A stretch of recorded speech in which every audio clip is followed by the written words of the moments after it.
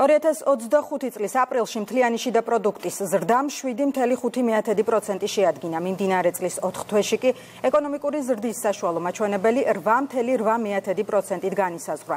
ზრდის წინასწარი მონაცემები სტატისტიკის ეროვნულმა სამსახურმა გამოაქვეყნა.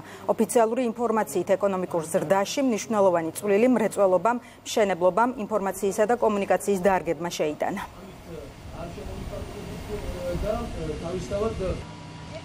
წინა წლის შესაბამის პერიოდთან შედარებით ზრდის მიმართულებით მნიშვნელოვანი წვლილი შეიტანეს ეკონომიკურ ზრდაში შემდეგმა დარგებმა. ეს გახლავთ უპირველეს ყოვლისა ინფორმაციისა და კომუნიკაციის სექტორი, საფინანსო და სადაზღვევო საქმიანობის სექტორი, ასევე საავტომობილობითი მრეწველობა, უძრავი ქონებით ოპერაციების სექტორი, ტრანსპორტი და დასაწყობება.